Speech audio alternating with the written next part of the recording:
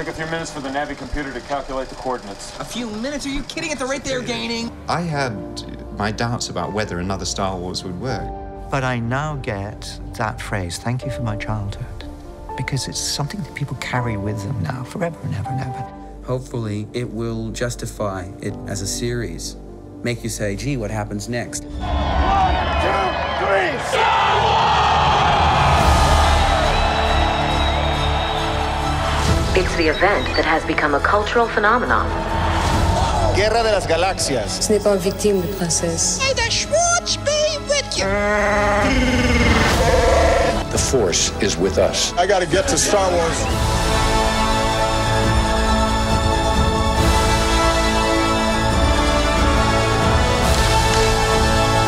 You're glad that you're finishing, but savoring every moment because you know it is the last. Welcome to Extra Butter and our Star Wars Rise of Plot Spoils special. We'll try not to, but we are going deep inside with J.J. Abrams, the cast and crew of the final Star Wars movie ever. Well, at least of the original trilogy. I mean six-pack. I mean Nine-G. Anyway, this is the last of those movies. You know what I'm talking about? Let's just do this! Star Wars. Star Wars. Star Wars. Star Wars. Have you even seen Star Wars? Star Wars. We're talking Rise of Skywalker Star Wars. Welcome to our Extra Butter half-hour special. The first of many times I'm going to get emotional, but I'm not the only one. Look, even Captain Phasma's getting choked up. I see some Phasma tears as well as Trooper tears, First Order fighter pilot, Sith tears, Jet Trooper tears, Shorette Trooper tears. Shorette Trooper? What the hell is a Shorette Trooper? I don't know, but it's labeled, so that's what that is. Either way, I'm hanging out with pretty much every generation of every Star Wars costume ever known getting choked up. And I'm not the only one. Even J.J. Abrams. And think about this guy. How many times has J.J. Abrams seen Star Wars in his Star Wars alone, and yet still gets choked up? Not as choked up as this young lady, Rey, otherwise known as Daisy Ridley. When I sat down with her to talk about it. Take a look. One of the most refreshing things, I think you're an amazing human being to begin with, but one of the most endearing things that I noticed about you, D23, I noticed you getting kind of geeked out about the celebrities around you. Oh, yeah. A little bit. I mean, I was stood next to Angelina Jolie. Right? Right? Angelina Jolie. I mean, Angelina Jolie is next to me, as is, like, I saw her hugging Emily Blunt, and then I saw The Rock, and I saw Tina Fey and Jamie Foxx, like, those people. And then it was cool because Chris Pratt, I'd played a game with him. When we were doing Orient Express, we did like game nights every weekend. Yeah. So Chris Pratt came, but obviously then I'm like, why would Chris Pratt remember me? And he was like, hey, Daisy. I'm like, oh, I'm like in the thing. I know people at these things. Yes, it was great. And do you ever go back in the time where you were, you know, maybe you got your first pilot or your first short film and you thought that was going to be the pinnacle of your career and said, wait a minute, where am I? Well, the thing I thought was going to be my break was a part in a TV show. So I quit my pub job and I was so thrilled. And then I got a call the next day and my agent said, you need to sit down, the part's been cut. And it was honestly a horrifying moment because I was like, I genuinely quit my job. Sure. But now I think they actually gave me a tiny bit. And weirdly, the scene's about John Williams, which is all a bit spooky. But I think now I'm so grateful for those things because, you know, learning. And you stay growth. Grounded, and that's what I love about you. Thanks. Like, you know, starting out, spending your time in the pub as a pub waitress or pub tender, do you find that you're more patient with people that are waiting? No. No, really, no? Less so. Oh, I don't like many people. And in the pub, I'd be like, can we get on with this? I don't need to do small talk. I'll get you your drink and then let's move on because I want to be doing my job. I'm not patient. I'm also an impatient driver. Lots of honking and shouting. Well, your transparency is endearing. Yes, yeah. So the price of fame is that you can't go anywhere. And of course, now being a part of this for the rest of your life, you won't be able to go anywhere in the free world without someone knowing who you are. What's the most recent time that's worked to your advantage, though? Well, it's not, because I do use the tube and bus because, you know, people have their lives going on. And that's a very refreshing thing. So everyone's like, you're never going to be able to walk outside. And then you're like, oh, cool. Everyone's on their phones or going to work. But what has been great, I can't lie, is the last time I was in LA with my mother, we got free things. We got free coffees, we got free juices, and we got free ice cream. And I thought, this is a perk. Isn't that funny? No matter how little or much you make, when someone just hands you something gratuitously, it was so nice. It's kind of nice. Yeah. What about musical acts? Is there an artist that you've always wanted to see that you got great seats to because you're right? No, what I'm hoping is, I talk about Ariana Grande so much, I'm really hoping that we will connect because I really want to be her friend. Fleetwood Mac actually were great seats. Wow. Great seats. But also that was a gift from my agent. But in terms of, like, I keep saying Ariana Grande in the hope that somehow she hears. She's like, hey, come to my show, let's hang out. So I think we've just about gotten through with this discussion and haven't spoiled a single moment of this movie. Not a single one. But what is the one thing that you would tell people, be sure to not miss this? Something that if you blink your eye, you're going to miss in this movie. What I will say about the film, and I think it definitely requires a second watching, because my sister came and saw it with me, and we were both like, whoa, so much happens that it's a lot to digest. So I think on second viewing, it'll be easier to, because there's a lot that's going on in the best way, moves. So don't go to the bathroom. Okay. Basically. All right, that's a warning. Yeah. How awesome is Daisy Ridley? I remember the first time I sat down with her, she said that she had true concerns. Technically, I think it was her management had concerns that she would be typecast as Rey forever. Then on the set of Star Wars, she met Harrison Ford and he said, kid, don't worry about that. And if you think about it, Harrison Ford's done pretty well for himself, too. All right. By the way, I don't know where I am. Oh, by the way, we're on the set of the new cantina in the new Star Wars Rise of Skywalker. Actually, it's hospitality. Exactly what planet are the croissants from? Is this bantha meat? It doesn't look like bantha meat. It looks kind of like bacon.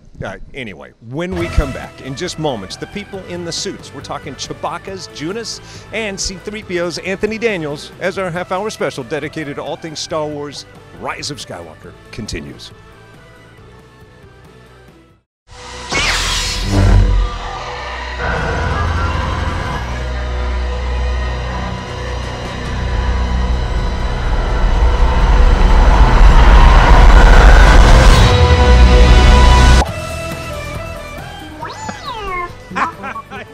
I was just going to say, oh, hey, we're back. Welcome back to our Star Wars special. Just hanging out with the droids a little bit, D-O and BB-8. Am I saying it correctly? I'm sorry, I don't speak droid that well. Nor do I speak Wookiee, but I can give it a shot. That's his way of saying so-so. You know, Joonas does an amazing Wookiee. He should, because he is Chewbacca. I sat down with Joonas and Anthony Daniels, who's the only guy to be in every single Star Wars movie. You know him better as C-3PO. Take a look. I don't know whether I want to laugh at some of my favorite moments of this movie or cry because it's technically the end of this franchise, or at least this saga. This saga, and that's fine. So let's be proud of it, and let's put it on the shelf and get it down every time we want to relive it. Got it. So for you, this has to mean a tremendous amount. I mean, this has been the bulk of your life now. It has. It really has, 43 years. And I'm so proud that I've reached this moment, so proud that I've been in all of them, and so proud that the saga is so great as it is, and what a final terrific ending this film is. And as you welcomed him into the family, did you say, kid, here's what you're in store for? Absolutely not. He's 7 foot use tall. those words. No, and of course, being there all the time, I have seen people, you know, arrive and depart and arrive and depart. But everybody on the set is a Star Wars fan. Oh yeah, and I was an Anthony's fan because we used to watch this Lord of the Rings animation that made by Ralph Barks or something. Bakshi. Yeah. And it was this one thing. And Anthony played Legolas, and I was like, and he's C-3PO, and I was just like, that's amazing. Very confusing. And then I met him on the first day, and to be part of this has been such a big. I'm so grateful, and to have JJ come back to do this last episode and wrapping up all the 9 films. Oh my. For you, there was probably somewhere where you thought, you know, I'm in this costume, no one's going to know it's me. But of course now, because of social media, like, it didn't take a heartbeat for everybody to know you're Chewbacca. Exactly, and I'm very grateful for the torch that Peter passed to me. And I hope, he sadly passed last year, and I hope this film, I get to do him justice. And the character that he started lives on. I had the pleasure to meet him, and I think you share a lot more in common with him than height. Wouldn't you agree that there's something, just a kindred spirit there? To be hugged by Chewbacca is really quite something. That's right. Do you hug me in this movie? I can't remember. We're going to have to wait Maybe and see. I haven't considered this. Does C-3PO give good hugs? Painful, actually. You have to be very, very careful. I was worried about Sir Alec Guinness helping me up off the sand because I thought he's a living legend and I'm going to break his arm, you know. I had a chance to go on set at Pinewood, so I know this to be true, that they made remarkable advances in the suit. For your comfort, did you say, why did it take you so long? For this film, finally, I had hands that articulate like my own fingers. I could pick things up. Small things. Small things. A very important thing, too. Right. I'm not saying I almost, did you see what I almost did there? Yeah. Well, okay, so we can't plot spoil, but what's the moment you don't want people to blink their eye for? Be sure and watch this for each of you individually. All of it. Because it's quite a ride. It's a wild ride from the beginning. I couldn't believe, you know, we're 20 minutes in and we have not taken a breath yet. Have you read any good books lately? I've written one. That's where I was going. I am C-3PO, the inside story, forward by J.J. Abrams. How proud am I of that? Do you have an autographed copy? Oh. Still working on it. Okay. I'm teeing that up right now. That's excellent. It's my memoirs from being on the set of Star Wars, all of them. Look at it. It is the book. It's C-3PO's book right there. Why am I talking like C-3PO? I don't know. You hang out with Anthony Daniels. It's kind of infectious. It's like going to London, like Madonna. Suddenly you become English too. All right, coming up next in our half-hour special dedicated to all things Rise of Skywalker, we just... Oh my God. BB-8. And there's... I'm sorry, I'm getting a little overstimulated, so just trust me. We have the rest of the cast when we come back. And there's one of those. And they've got that. And one of those things. A Millennium Falcon Lego. Welcome back to Extra Butter and our half-hour special dedicated to the Rise of Skywalker. Getting a little bit nervous because, check it out, I'm sitting down with the actual Emperor's throne. And in this movie, you won't believe who... Oh, I almost plot spoiled, didn't I? I don't want to screw it for you if you haven't seen the movie.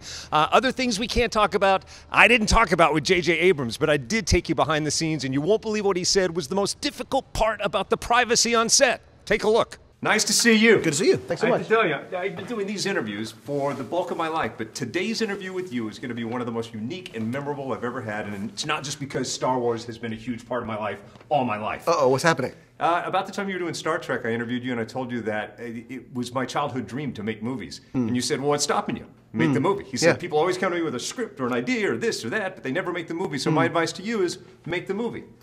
Well, I made a movie. You're kidding. My movie opens a week after Star Wars. That's unbelievable. So I just Congratulations. wanted to tell you, thank you very much. What's your movie? It's called Apparition with Kevin Pollak and Mina Sabari. We're not here to talk about that. We're here No, to talk I got to ask you questions about that. To get my Let's get the poster up. What's it called?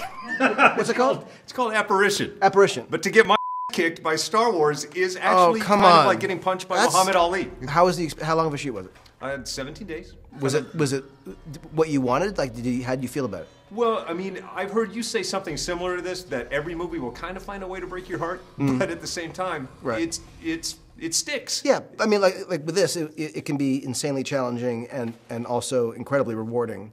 You know, was it cast good? Were you Absolutely. Happy? Really? Like, casting was key. That's true. Cast Pulp Fiction cast our movie. Are you kidding me? It worked out great. Oh my God, that's amazing. Apparition. So anyway. I can't wait to see it. Forget about that. Congrats. Let's talk about this. I'd rather talk about yours, but that's amazing. That means the world. You know, back to that thing where I said every movie finds a way to break your heart. At this stage in the game, where we're foaming at the mouth at every pixel, every frame of this movie, are you at the same time going, yeah, it's good, but it could have been this? Look, I'm always thinking it could have been, that moment could have been, I should have, you know, there's always that. But I will say I am incredibly proud to be associated with this movie, to have worked with this unbelievable cast and crew. There are things in it that I truly love. There are things in it I think, oh God, remember when we were doing that, what we were trying to do. The ambition of the movie, both in scale and spectacle, but also just in sort of emotional heft, was always pretty sizable. And so I feel like we accomplished what we set out to do, maybe not always the way we thought we would do it. Yeah. But I feel like we got there. Tell me the moment on set, if you can identify a moment or a day where you honored the 8-year-old J.J. Abrams that could not be a bigger fan of this movie. I was 10 when Star Wars came out, so when I was 8, I wouldn't have even known of Star Wars. Okay, so in fairness, I'd be like, what the hell are you talking about? I'm 8. I'm 8 over younger. here. Sorry. But when I was 10, I will be honest with you, there were, I don't really remember many days on this movie that didn't. And I say that because when you are making a Star Wars movie, every day there's an unbelievable reminder that you're doing the impossible, that you're working on something that you never in your life dreamed you would actually get to be part of. Whether it's a costume design, whether it is a droid that suddenly is alive and being, operated, whether it's a puppet, whether it's an actor who is wearing something that tells you are, whether you're in the middle of the desert, whether you're on a set that looks something like this, you're constantly being reminded, despite all the work you're doing and the focus and everything that comes with, as you well know, directing a film, you're constantly being reminded that this is not just a film. This is both, a responsibility, a job, a passion, and also impossibly a sort of childhood dream. And JJ continued to hint that there may be more to the Force than you might... I'm sorry, this thing is just... It's choking me. I'm sorry. I got cloaked up, started to feel the dark side. You know what happens. Hey, and by the way, do you know what happens in this throne, in this movie? I just want to not tell you, and I'm not going to tell you. You're just going to have to see it for yourself. More of our half-hour special dedicated to all things Rise of Skywalker, Star Wars 9, after this. It was the hardest day on set, and you can't wait to see us see that moment. Do you know what? I can't lie to you. Like, there were some days that were hard where we were running through the desert, and I have desert experience before, but this one, just doing a full sprint, like God knows how many times we did it, that was hard, but it was funny because we were all just kind of like in the same energy, cracking jokes, trying to keep each other up. But we ended up having fun. This is the most fun I've had, by the way, out of all the trilogy. Hey guys, we're just about done with our half-hour special, Star Wars, The Rise of Skywalker. Have we done it all? Well, we still have the rest of the cast. Have you ever met Keri Russell? How nice is she? She is lovely. She, and pretty much the entire cast, said there's not one day on the set, not one moment on the set, but every single moment they had to pinch themselves. Sometimes they did. Take a look. You're in a Star Wars movie. I'm in a Star Wars movie. How many times a day do you pinch yourself? Well, especially after seeing it for the first time last night. I mean, I didn't, you do it, and you know intellectually that you're in a Star Wars movie, but then you see it, right, and that music starts, and you just go, this is, I brought Matthew, my guy, to see it with us, and it was Oscar and Matthew and I, and we were sitting there watching, and I looked over and I said, how bummed are you that it's me and not you in this movie right now? He was like super bummed. Right? But at the same time, he's got to be geeking out. Did he ask you a billion questions during production? Totally. To which you said, I can't tell you. There's not even Star Wars pillow talk? There's not, I know. No? And he was getting asked he's like, she won't tell me anything. That's outrageous. I know, it is. It's so true. I've been doing these interviews the bulk of my life, and I've never felt the kind of energy that I feel today because everybody sitting on that side that has seen the movie, you can see this look in their face like, you have no idea what you're in store for. It's really great. It's so good. I didn't know, I really loved it. I really did. Well, we can't talk specifics, so let's just talk about... Well, I can tell you, there are scenes that are in there. Like, there's some scene... because there's always action, so that's okay to say. Yeah. But there's a scene sort of in the beginning with Daisy in the desert, which we all know we shot in the desert, so I'm not giving anything away. Yeah. And she starts something, and she goes for it, and it is so cool. I was just like, oh, this is so good!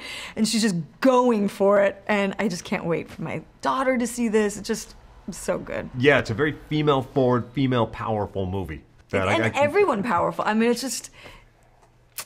I guess that's what's so great about Star Wars. It's sort of for everyone.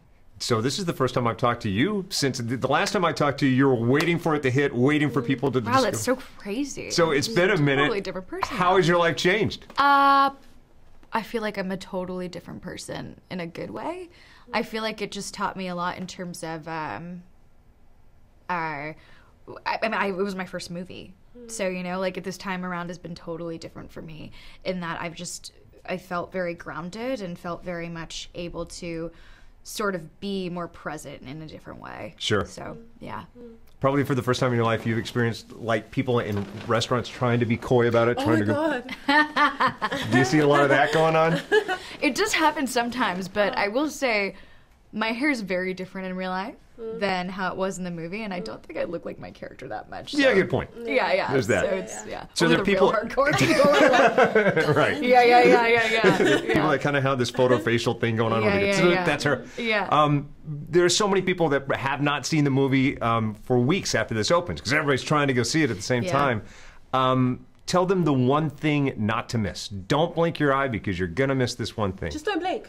Don't blink at all. Oh, at all. Nothing. Don't blink. You got to get those like that Clockwork Orange situation. Just fully like have your eyes open the whole time. Isn't it great? And what a rare treat it must be to be a classically trained actor. To, you want to hit the marks. You want to have the performance be at its best, but at the same time to be something that you can fanboy out like the rest of us. Yeah, absolutely bullseye accurate. And there's no way around it. I'd wanted to be in space since I was 12 years old seeing Neil Armstrong land on the moon in 1969. So to be in a spaceship in a movie is as close as I will ever get to that.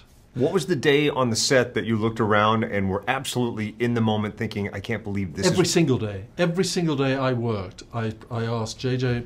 Abrams, the director, to pinch me on my shoulder. So I got bruising because he would go, yep, I have to pinch you today, because just to prove that I was actually there. So I never got used to it, and I never got blasé about it either. I never go, oh, I got to go to Star Wars again. Having been around JJ actually on a set, watching him direct, there's no ball of energy, a rare opportunity to have a fanboy and director all in one. And that's why he's so perfect for this. I mean, to have this opportunity to kind of close out a piece of cinematic history is such a special thing, and I'm so glad it was him. I'm so glad he got to do it. It's funny, I was getting weepy in the interviews. I'm getting weepy right now watching the interviews. Do you get weepy? Wookiees don't weep. Who knew? This is how I find out. Want to find out the rest of the interviews, want to see everything minus the plot spoils? All you have to do is go to Extra Butter right now. We will let you in on the secrets of Star Wars. In the meantime, Chew and I are just going to hang out here and plot spoil all we want because you won't be able to hear us, right? Did that sound like gargling? That was great.